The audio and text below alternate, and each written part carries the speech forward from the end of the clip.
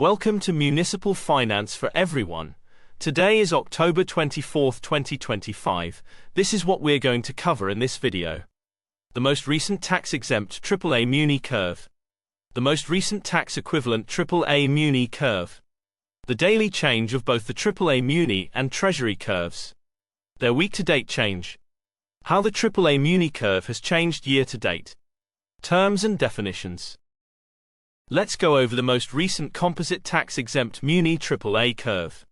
The following composite tax-exempt yield curve is based off the most recent ICE, TradeWeb, Bloomberg yield curves that are available on the MSRB website, plus some proprietary extra adjustments, as of October 23, 2025. The one-year composite tax-exempt yield is 2.53%. The two-year yield is 2.45%. The 3-year yield is 2.38%. The 5-year yield is 2.37%. The 10-year yield is 2.71%. The 20-year yield is 3.68%. The 30-year yield is 3.96%. Let's now go over the most recent composite tax-equivalent Muni AAA yield curve. The following graph shows, in red the tax-exempt after-tax Muni yield curve, versus in blue its tax-equivalent pre-tax version assuming a 40.8% top tax bracket, as of October 23, 2025. Why would you care to see the tax-equivalent version of the Muni yield curve? More on this later. Let's first go over the pre-tax, aka tax-equivalent yield curve. The one-year tax-exempt yield is 2.53%, corresponding to a 4.27% tax-equivalent yield for investors in the top tax bracket. The two-year tax-equivalent yield is 4.13%. The 5-year tax-equivalent yield is 4.01%.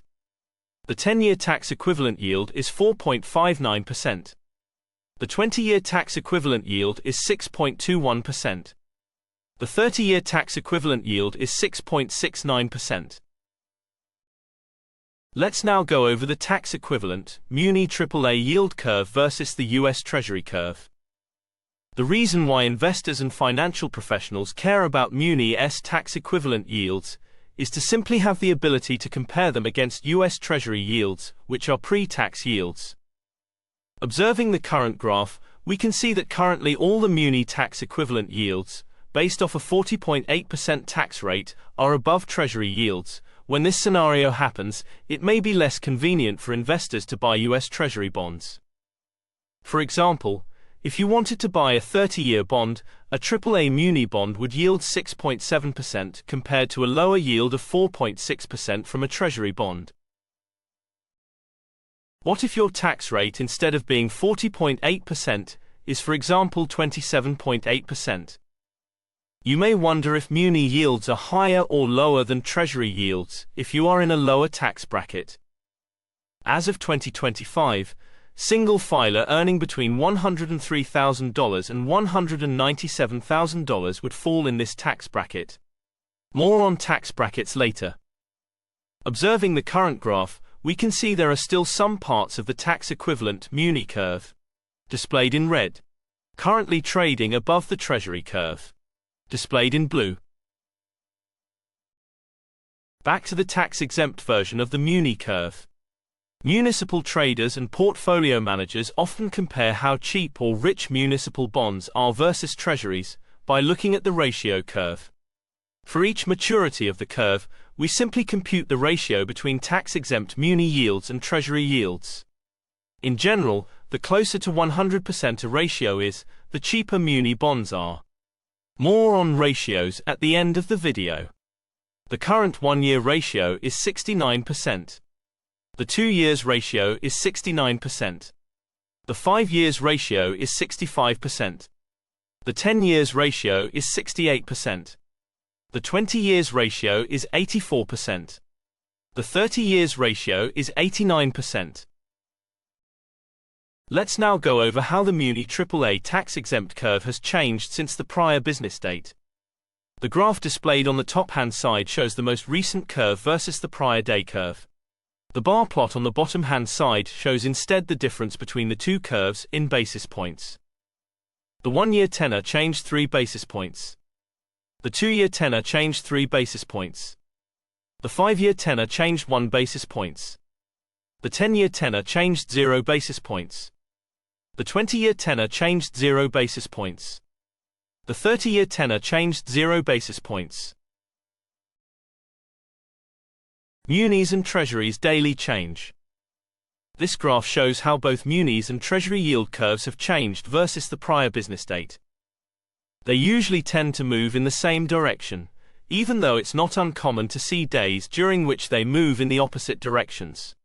In general, daily changes between -2 and +2 basis points are quite common. Daily yield changes greater than 5 basis points indicate days with a high level of volatility. Compared to the prior day, Treasury bonds sold off across the curve. As a reminder, when people say that rates sold off, it means Treasury bond prices moved lower.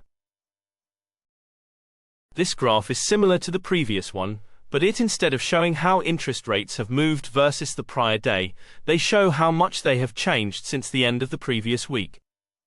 The current bar plot shows how Munis and Treasuries have changed since last Friday. This graph shows how much interest rates they have changed since the end of the previous month. The current bar plot shows how Munis and Treasuries have changed since the end of September. Let's now go over how the Muni AAA tax-exempt curve has changed year to date. The graph displayed shows on the top-hand side the most recent AAA Muni curve versus the curve at the end of last year. The bar plot on the bottom-hand side shows instead the difference between the two curves, meaning how much each tenor of the Muni curve has changed in basis points. The 1-year tenor changed -35 basis points. The 2-year tenor changed -41 basis points. The 5-year tenor changed -50 basis points. The 10-year tenor changed -33 basis points. The 20-year tenor changed 6 basis points. The 30-year tenor changed 7 basis points. This graph is similar to the previous one, but instead of showing how interest rates have moved versus the prior day, they show how much they have changed since the end of the previous week. The current bar plot shows how Muni and Treasuries have changed year to date.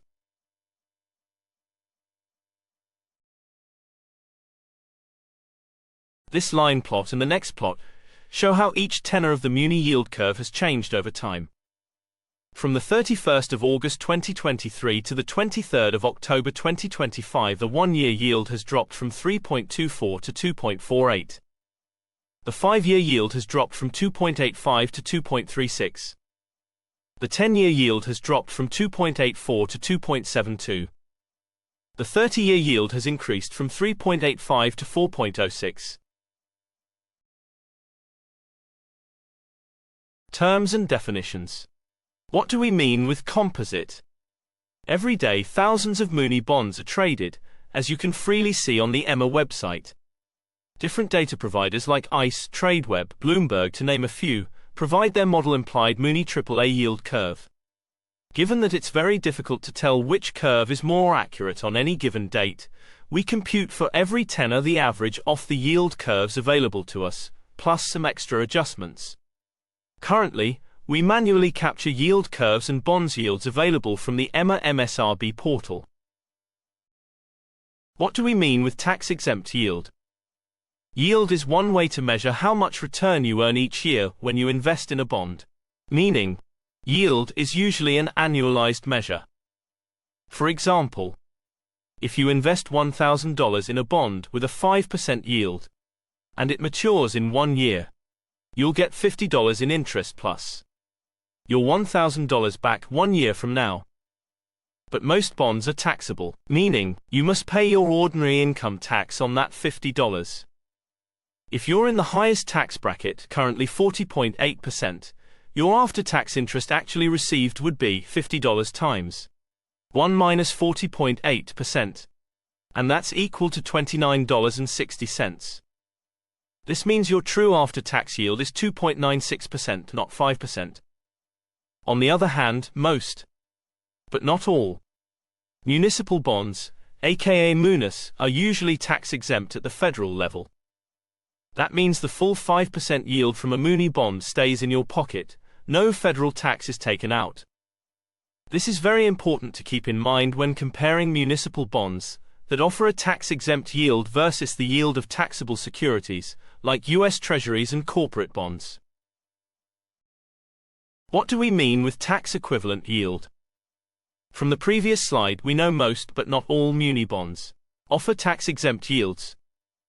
However, in order to fairly compare a muni bond to a taxable bond like a US Treasury, we need to ask, what taxable yield X would give me the same after-tax yield as the one given by my tax-exempt muni bond? This X is what is usually called tax-equivalent yield, TEY, and it shows what a taxable bond would need to yield to match the muni's tax-free return. The formula to compute the tax-equivalent yield is given by muni, tax-exempt yield divided by 1 minus tax rate. For example, if a muni bond yields 3%, and you're in the 40.8% tax bracket, the tax-equivalent yield would be 3% divided by 1 minus 40.8%, and that's equal to 5.07%. So a taxable bond like a US Treasury would need to yield at least 5.07% to match the yield of a tax-exempt muni bond, currently yielding 3%. What do we mean with basis points? This term is often used by financial professionals. However, it's a very easy concept, don't be scared about it. Let's break it down. Basically, 1% is equivalent to 100 basis points. This means that when you hear someone saying interest rates increased by 100 basis points, that means they increased by 1%. If 1% is equivalent to 100 basis points, then 0.01% is equivalent to 1 basis point. For example, if the yield of a muni bond changes from 4.00% to 4.01%, it's simply easier to say the yield increased by 1 basis point, instead of saying the yield increased by 0.01%. That's it. What do we mean with muni-treasury ratios, and why are they important? First off, ratios are computed for each tenor of the curve. This means we compute the 1-year ratio by dividing the 1-year tax-exempt muni yield by the 1-year treasury yield. Same thing for the 2 years ratio, 5-year ratio, etc. Why do we compute ratios? They are one way portfolio managers and traders use to measure the relative value between municipal bonds and treasuries. Treasuries are the risk-free benchmark backed by US government. Munis are obligations issued mostly by states and cities. Therefore, professionals want to know, am I getting enough extra yield in munis compared to risk-free treasuries? If, for example, the 30-year ratio is 100%, that means the 30-year tax-exempt muni yield is the same as the 30-year treasury yield. However, the treasury yield is taxed, whereas the muni yield usually is not. Hence, in this case, you'd be better off holding a muni bond. In general, if the ratio is below 100%, one may think munis are rich compared to treasuries. In reality, we should always wonder, how does the current ratio look like compared to its own history? What's the average ratio over the past year? Let's make an example. You will notice from the data that usually the 1-year ratio tends to be between 60% and 65%. Hence, if the current 1-year ratio is, for example, 70%, even if this value is less than 100%, the current value would still be quite high compared to its historical average. For this reason, one may conclude 1-year muni bonds are currently trading cheap.